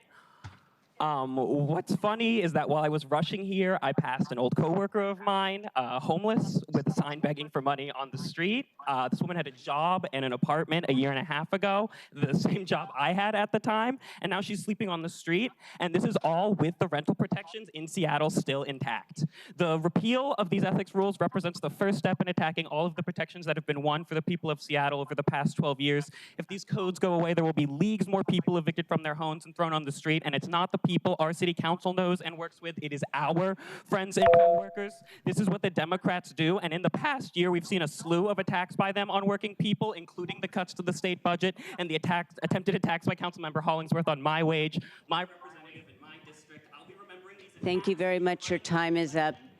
Okay. Now here we go with the chant. There we go. Okay, point yes, of go personal ahead. privilege. You are, hold on, I think you are we've given the recognized to body speak. Yes. an opportunity to continue with public comment. They've chosen not to do so, and so I think it's time for us to continue under your leadership, of course, our meeting where we can finish. We will be now, pursuant to the Open Public Meetings Act. I am now ending public hearing, and we will be moving into a different location. So under pursuant to Public Meetings Act, RCW 4230-050, this meeting will adjourn, and we will then, no, you are not recognized. This is what we are going to be doing. Council public comment is now terminated, and we will now, it is 3:33, and we will continue this meeting remotely. Council President. And we do have to. Will remotely via Zoom? Yes. Okay, and media would be allowed to be present in Sam Smith. Thank you. Yeah, media would, so we will reconvene. And the,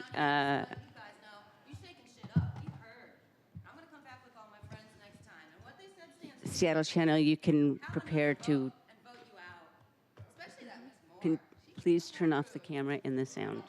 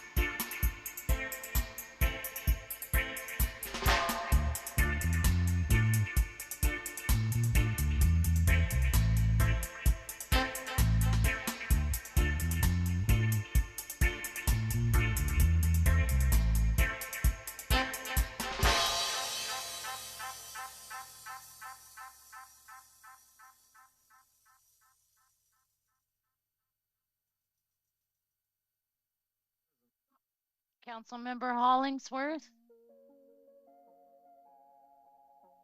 Councilmember Kettle. Here. Councilmember Moore. Councilmember Rink. Councilmember Rivera. Present. Council President Nelson. Present. 5 present. Thank you, and I will call council members when they get back into the room or when they put their video on.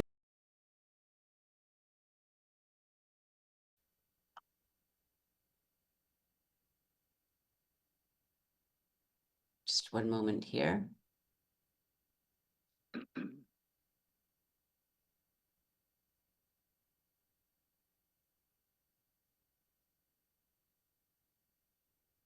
If there is no, excuse me.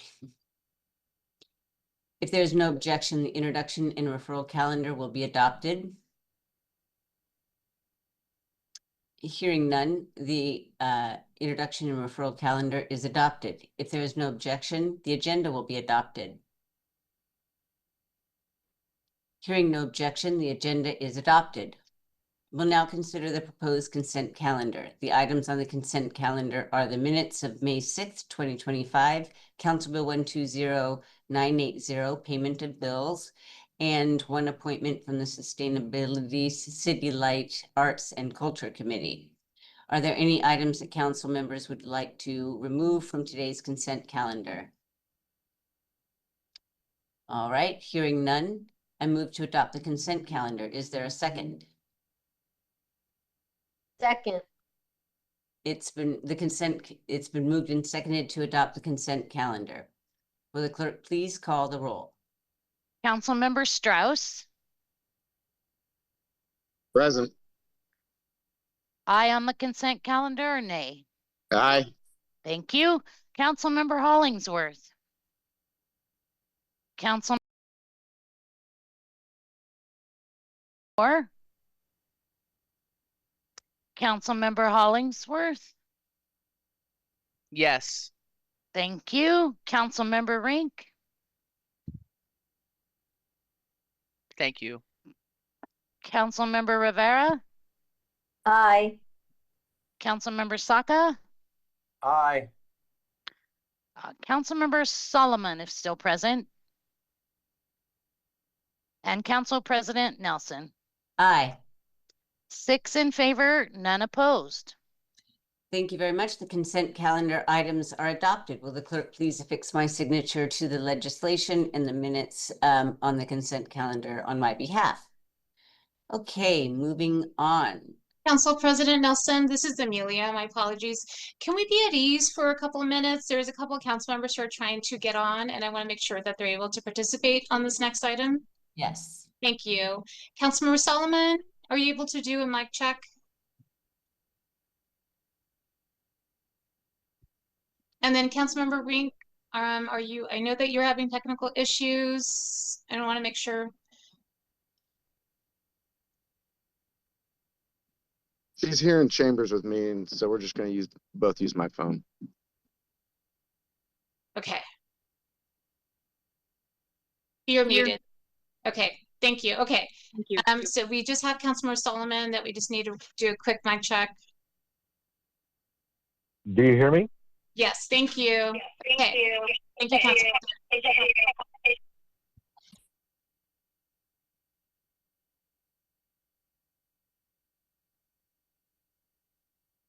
Rob, can Alexis use your chair? Thank you. Absolutely. Let's proceed. I do not know if Councilmember Solomon can hear us or if he is near his device. So let's proceed, please. I can hear you. Excellent. Councilmember Solomon, you might have more than one item on, and so you're echoing on our end, just a heads up if you intend to speak, but we may proceed now, Council President Nelson. Thank you. Okay. Will the clerk please read item 1 into the record?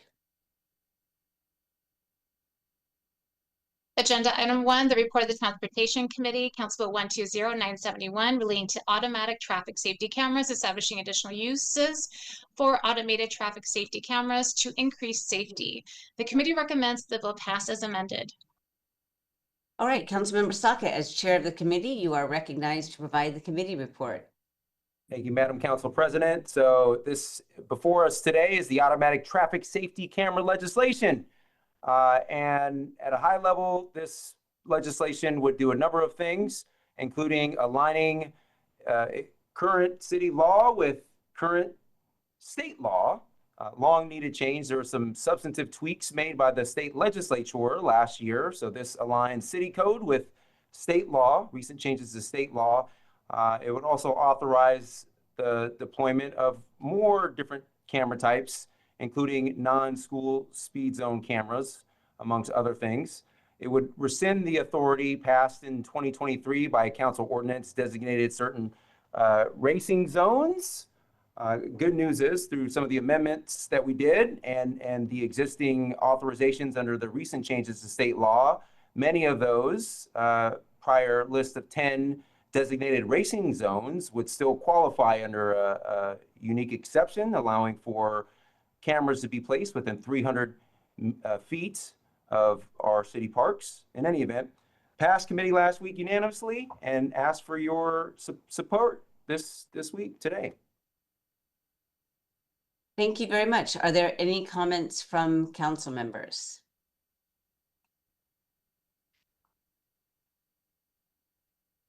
I believe this would be the opportunity to address any amendments. Councilmember Hollingsworth might be up first. I apologize. I move to amend Council Bill 120971. Second. It's been moved and seconded to amend the bill as presented on Amendment A. Councilmember Hollingsworth, as sponsor, you're recognized in order to address it. Absolutely, and I want to thank my colleagues for their work on the Transportation Committee and their amendments. I just had one thing. The underlining bill is strong enough, and there was just one part in there, and I want to thank Councilmember Rank as well. We've had great conversations, and I think we're aligned on values. I just had just one specific thing that I wanted to be really clear about, which was taking out the location. There was an amendment brought forth that said that the revenue brought in from a specific camera would stay in that location. I think it should be up to, and I think it should be up to the departments to be able, the SDOT, to decide equitably where stuff goes in terms of the need in our city as well. So anywho, that's where our amendment, it goes to strike the location specific. It still will be dedicated to safety. It's still improvements and enhancement, but we just struck out the piece of location for the camera. And so with that, hopefully I can get my colleagues' support on this amendment. Thank you. Okay. Councilmember Rank is the sponsor of that amendment. Did you wish to comment?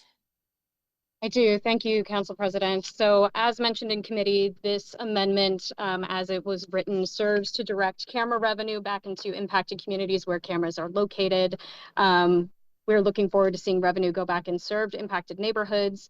It's the language within this amendment is broadly about guidance, calling out the importance of communities that have high levels of traffic accidents, which is why they are receiving consideration for these safety cameras in the first place. In order for these neighborhoods and communities to receive long-term benefit through Vision Zero investments, we should consider keeping the language as it left out of committee. Colleagues, for this reason, I will be voting no on the amendment. Thank you. Councilmember Saka. Thank you, Council President. As chair of the committee, I view this as a friendly amendment. I appreciate the intent that went behind the original amendment, but with dozens and dozens of cameras deployed across 84 square miles of city landmass, I think this amendment is a common sense one that recognizes the need for operational and execution flexibility, and minimizing some of the overhead. And I think it does a good job of trying as best as possible to meet the needs. So for those reasons, I am supporting this. I view it as a friendly amendment.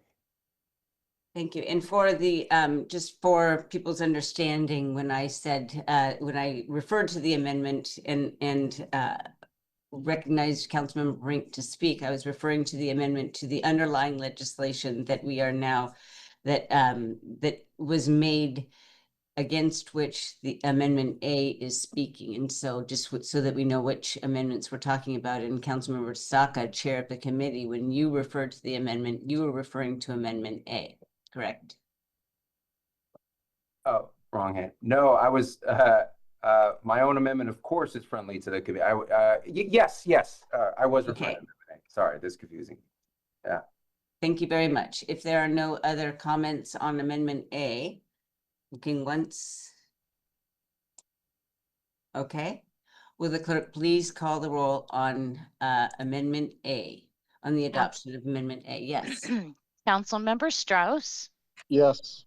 Councilmember Hollingsworth, Yes. Councilmember Kettle, I didn't get to the audio mic quick enough. On the assumption that this is Councilmember Hollingsworth's amendment. Yes, Aye. it is. thank you.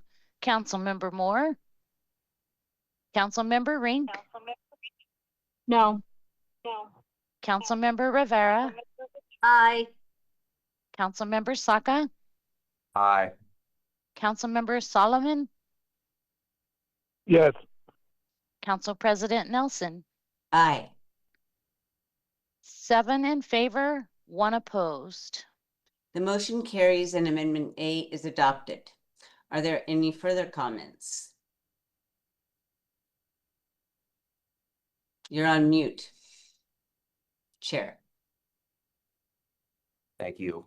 A lot going on today. Thank you, Madam Council President. I move to amend Council Bill 120971 as presented on Amendment B of the agenda. Second. It's been moved and seconded to amend the bill as presented on Amendment B. Councilmember Saka, as sponsored, you are recognized to address it. Thank you, Madam Council President. So this amendment is pretty straightforward. All this would do is represent a reasonable allocation, reallocation of the proposed, the executive's original proposed amount that would go towards the general fund, which was 80, and modify that to 70%. This is directly in response to community demands to make sure that these camera types and revenues that are generated as a result aren't solely a revenue generating tool for the city. Instead, they're going to be, we're going to use these investments, a fair amount of these investments to invest right back into Vision Zero safety investments and things of the like. And so that's the first thing it would do. The second thing it would do is of the now 30% for the broader like safety fund bucket of money under the new revenue after all the overhead expenses are accounted for. So of that 30%, it says 15% shall be used towards the construction of new sidewalks, sidewalk alternatives, or sidewalk repair. And we know that the missing sidewalk problem in our city is very pronounced. We know equally, colleagues, you're on many of the same city attorney executive briefings as I am. You know, we have a problem with our broken sidewalk network as well. So this would allow us to center pedestrians, center safety, and minimize legal risks. Plus, it's just the right thing to do. And so I ask, for those reasons, I ask for your support. Thank you. Thank you very much. Councilmember Strauss. Thank you, Council President. Councilmember Saka, I'll say same thing to you said in private, same thing I said at the council committee the other day.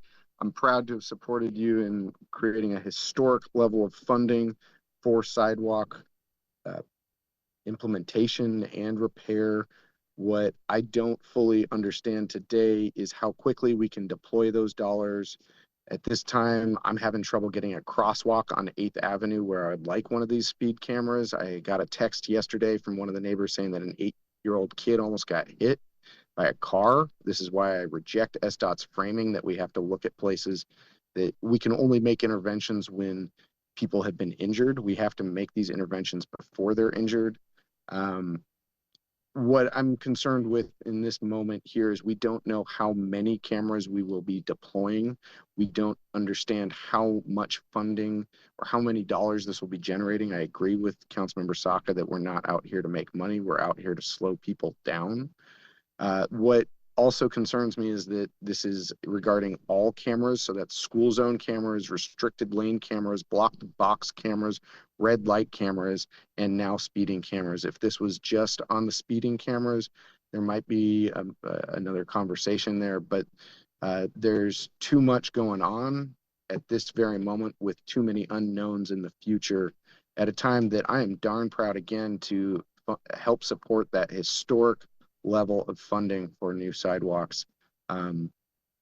I would be open, as I said to you privately, I'd be open to coming back to this next year or in a future time once we have a better understanding of how many cameras we're deploying out and what the actual levels of revenue are, because I know that we've been quoted at $300,000, but we're not, I don't know if that's scaled up with you, Chair Saka, and I both share a vision to get these cameras rolled out quickly and to the places that they're needed. So I think that's probably more places than SDOT is expecting, is all I'm saying. So appreciate you bringing this forward and appreciate you hearing me out when I shared this with you in private and at committee. Thanks. Councilmember, I see you, Councilmember Kettle. One moment, please. I have a question because I'm not a member of the Transportation Committee. Councilmember Saka, how much money are we talking about? Yeah, so we are talking, the exact dollar amounts are unknown at this time because we know that this would authorize the expansion of and double the amount of cameras in school zones. So from what, 18 or something today to 30, 36 or thereabouts. And then also, you know, Councilmember Strauss wants, I want in my own district in Harbor Avenue and Alki, non-school speed zone cameras.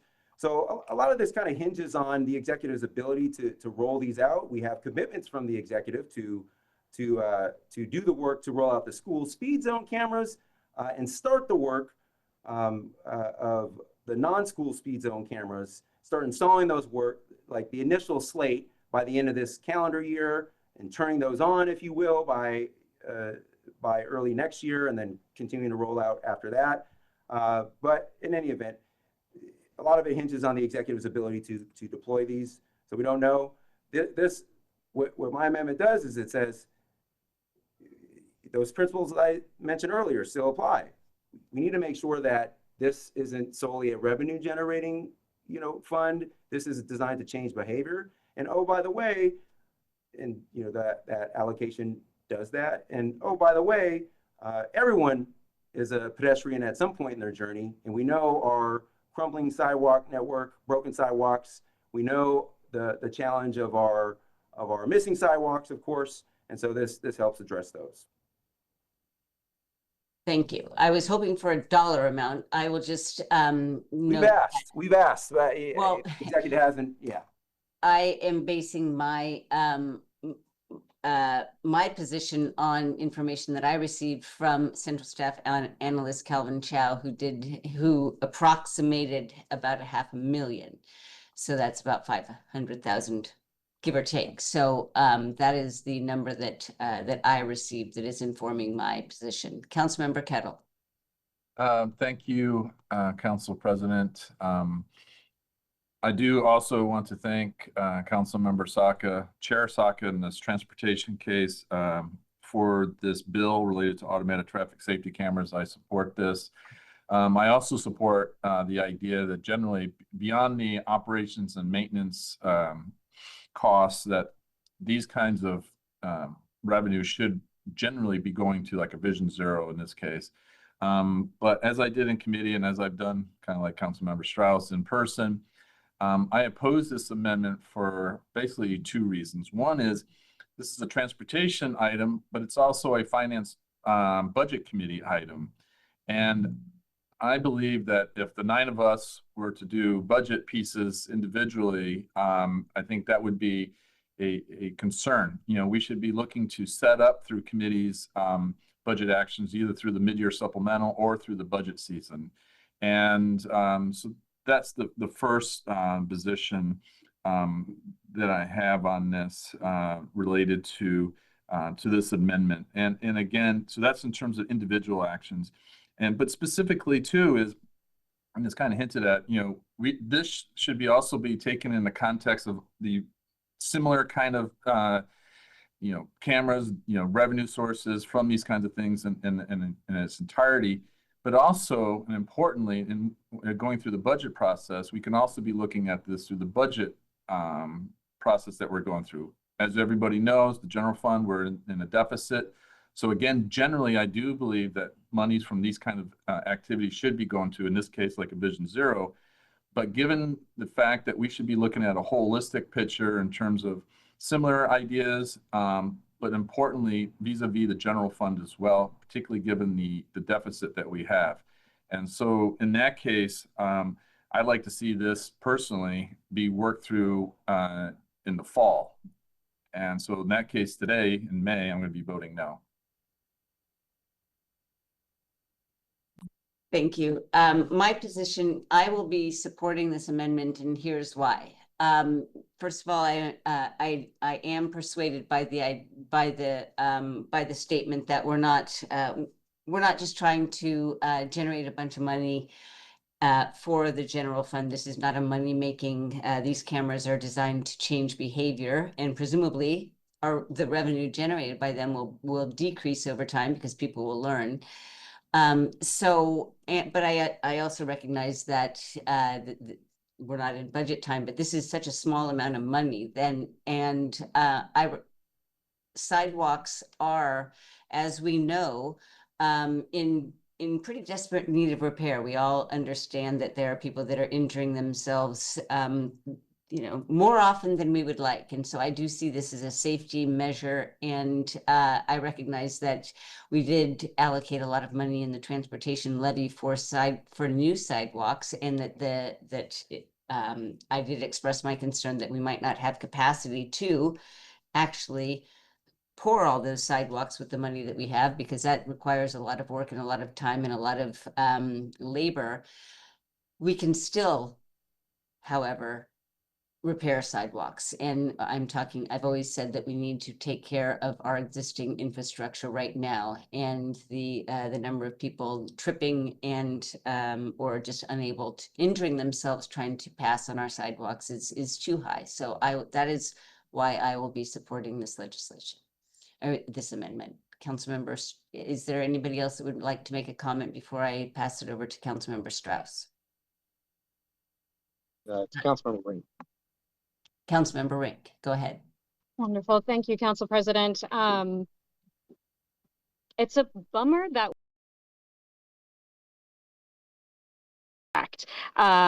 you know, as we have looked at the transportation levy, which was passed, there are a lot of expanded investments as folks have spoken to, that would allow for the construction of new sidewalks, which I am fully in support of. I am supportive of the version that was passed out of the Transportation Committee, as I think it strikes that nice balance of making sure that this is not just a revenue generating machine, but rather we are putting those investments back towards a broader array of investments that do support pedestrian safety, including vital traffic safety, accessibility, Vision Zero investments. This amendment will move that funding strictly to sidewalks, taking away potential funding for proven safety measures like intersection daylighting, enhanced pedestrian crossings, calm turnings, as well as neighborhood traffic circles and roundabouts, which is where our transportation advocates have actually been pushing for expanded investments in. And so while I appreciate Councilmember Saka's work on this amendment, I will be voting no on this amendment today. Thank you. Councilmember Rivera. Thank you, Council President. My understanding from prior conversations today is that this is an estimated $375,000. Normally, as you all know, I'm very diligent on the budget and waiting till the fall for all things, since this is coming before us now in terms of this revenue piece, and we have to vote on this now. I would say that the 30% that's going to either traffic safety and then what Councilmember Saka is proposing as the sidewalks makes sense to me. And as far as there are a lot of missing sidewalks near schools, and I very much support the safe routes to schools, I think that is really important. And given that during the transportation levy conversation, you know, it would be a long time before we are able to complete sidewalks. And so I think it's prudent to use at least a small amount of this to go toward additional sidewalks, given that we are not going to have the ability to in the near foreseeable future be able to dedicate more funding towards sidewalks. So while normally, yes, I very much agree that we should wait till the fall for budget items, since this one is directly related to this and we need to take a vote on this now, the revenue from the safety cameras, and I will support this particular and very directly allocate a very small commitment toward the continuation of our crosswalk investments. Thank you.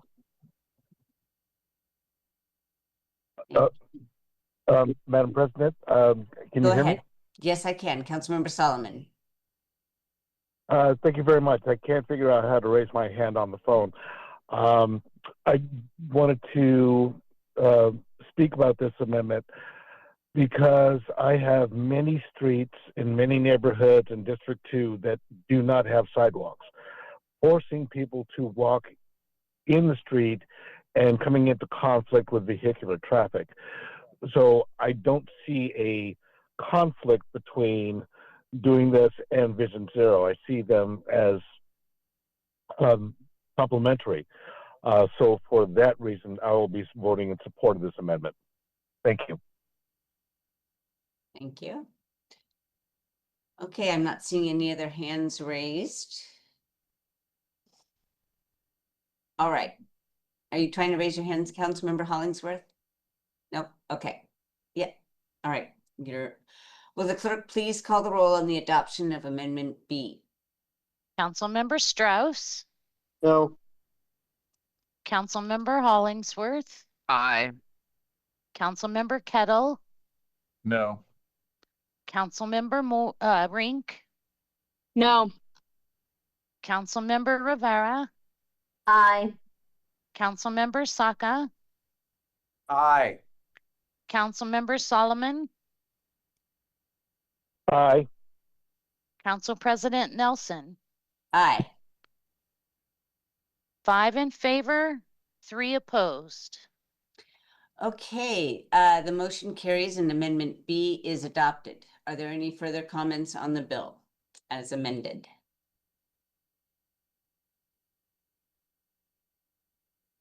Okay, I'm not seeing any. Councilmember Strauss. Yeah, thank you, Council President. Just taking the moment to acknowledge that it has been many, many years to get here.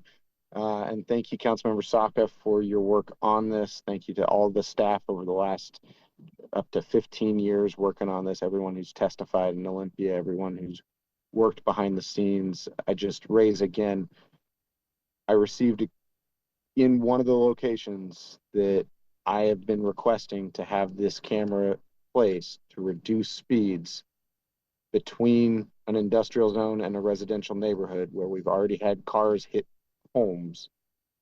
I'm requesting again today that we have a camera placed out there. When I talked to SDOT today, they couldn't, I didn't receive that commitment. These are people's lives. The reasoning that I was provided is that there might be places where cameras are needed sooner and faster because people are being hit at a higher rate, and that makes total sense to me.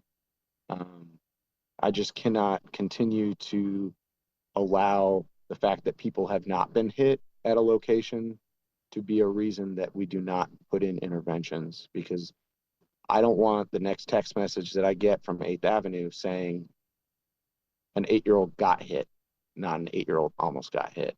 So I think that this speeding camera legislation in this program is a straightforward way to reduce the speeding between that industrial zone and that residential zone. The data is going to back it up. Go down there today, you'll see not one single car abiding by the speed limit. If that's not data, I don't know what is. So again, thank you to everyone who's worked on this over the last decade and a half. Thank you, Councilmember Saka, for getting this across the finish line. And thank you to SDOT and the Seattle Police Department for making this happen. Thank you.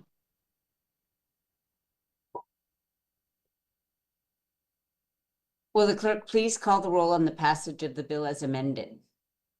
Councilmember Strauss, Yes. Councilmember Hollingsworth, Yes. Councilmember Kettle, Aye. Councilmember Rink, Yes. Councilmember Rivera, Aye. Councilmember Saka, Aye. Councilmember Solomon, Aye. Council President Nelson. Aye. 8 in favor, none opposed.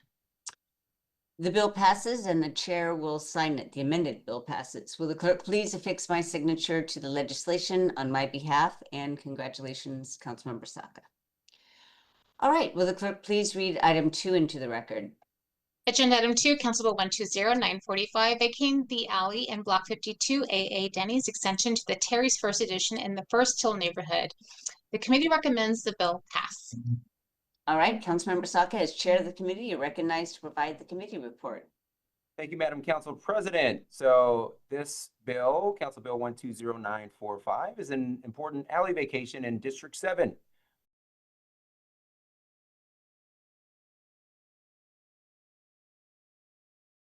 That come before our Transportation Committee, but this is an impactful and important project that began originally in 2018, and it is in District 7 again, Councilmember Kettle's district, near Town Hall.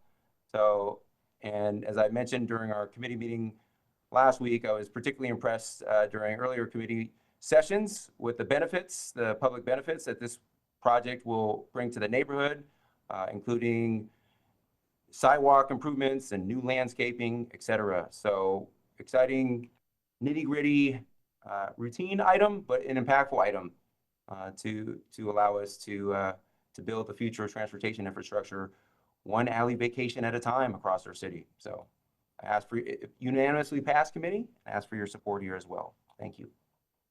Thank you, Councilmember Kettle. Thank you, Council President. I want to thank Chair Saka for his work on this bill. For those that don't know, I do have a little bit of District 7 on the east side of I-5, bordering the Great District number 3, which you'll see in another issue that's going to come up before the council in the not too distant future. But I'm proud to represent First Hill, this small part of First Hill, abutting I-5, to include the area around Town Hall. The work around there, for those who've been to Town Hall, already can know the work that's been done on that alley area, and I think it's been well done. And it's also serves as, you know, a complement to Freeway Park across the street, and I think that's something to recognize too in terms of public benefit. And so I just wanted to add, as the district representative, my support for this bill. Thank you. Thank you for that. Councilmember Hollingsworth. Thank you. Thank you, Chair Saka, and thank you, Councilmember Kettle. I supported this in committee, and I just want to also acknowledge the amount of investment that's going. Councilmember Strauss, I believe your microphone's on. Oh, sorry. We're trying to figure out this whole mess. My apologies. No worries, you're good. Just wanted to let you know. The amount of investment that has been brought on First Hill for walkability has been really, really great in terms of, we have Swedish hospital that's investing a significant amount of money. with walkability, and we have this alley vacation connecting with Virginia Mason and just the whole transportation sector in First Hill. We love to see the investment. So even though this is not in my district, we're right across the street, and just want to urge the council for their support. And thank you, Councilmember Saka, for your leadership on this as well, and Councilmember Kettle. All right. Seeing no further comments, will the clerk please call the roll on the passage of the bill unless the chair would like to provide? Nope, no last word. Okay, please call the roll on the passage of the bill. Councilmember Strauss. Yes. Councilmember Hollingsworth. Yes. Councilmember Kettle. Aye. Councilmember Rink. Yes. Councilmember Rivera. Aye. Councilmember Saka. Aye. Councilmember Solomon. Aye. Council President Nelson. Aye. 8 in favor, none opposed. The bill passes and the chair will sign it. Will the clerk please affix my signature to the legislation on my behalf? And will the clerk please read item 3 into the record? Agenda item 3, Council Bill 120972, relating to appropriations for the Seattle Department of Transportation, modifying a proviso and amending ordinance 127156. Committee recommends the bill pass. Thank you. Councilmember Saka, as chair of the committee, you're recognized to provide the committee report. Thank you, Madam Council President. Colleagues, this is the final transportation item before us today. It's Council Bill 120972, which would, as noted, lift the proviso from the 2025 budget. As you'll recall, this specific proviso that we authorized a few months ago during the budget process restricted the use of funds, a little over $1 million worth, solely for speed camera implementation, and required future council action to remove this restriction. That's why we're here today. And so it's a great thing. We wanted, when we originally, as you'll recall from our original conversations back in budget, we wanted the department to provide more planning and certainty around this, because they already clearly had a plan. The executive already clearly had a plan for those school speed zone cameras, essentially doubling the number from 18 to, whatever it is, 16 or 18 to doubling. And so we wanted to make sure that, yes, other non-school cameras, traffic cameras are important as well. They provide us a plan, gave us some commitments about current anticipated timeline, so that this helps them unlock and helps get out of their way so they can actually go spend the money and start deploying these cameras. Because as Councilmember Strauss noted earlier, he has some he wants in his district. I got some in mine, and we need them to start spending the money. So passed unanimously out of committee, and colleagues, I ask for your support here at full council today. Okay. Are there any comments? I am not seeing any. I do want to acknowledge that former council member Alex Peterson was a big proponent of additional speed cameras in school zones. And so some of this is a continuation of some of those efforts as well. All right. If there are no more comments, will the clerk please call the roll on the passage of the bill? Councilmember Strauss. Yes. Councilmember Hollingsworth. Yes. Councilmember Kettle. Aye. Councilmember Rink. Yes. Councilmember Rivera.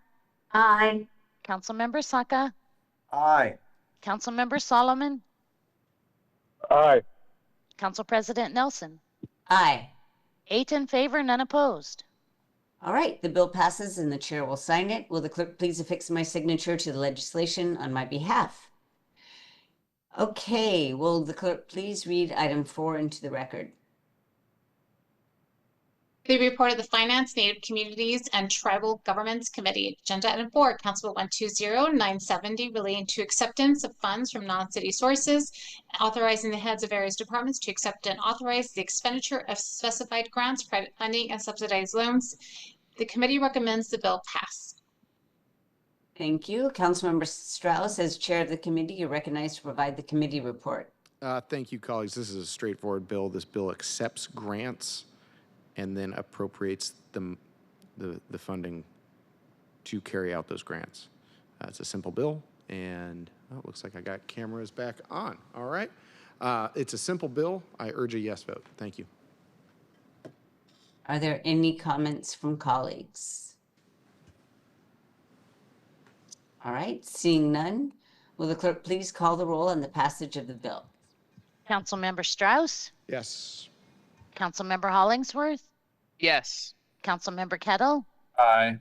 Councilmember Rink, Yes. Councilmember Rivera, Aye. Councilmember Saka, Aye.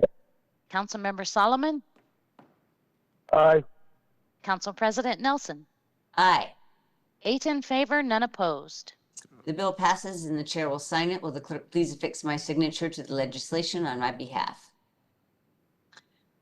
All right, moving on. There were no items removed from the consent calendar. There is no resolution for introduction and adoption today. Is there any further business to come before council? All right, I am seeing none. Okay, we've reached the end of today's agenda. Our next regularly scheduled city council meeting is on May 20th at 2 p.m. The time is 4:20 and we are adjourned.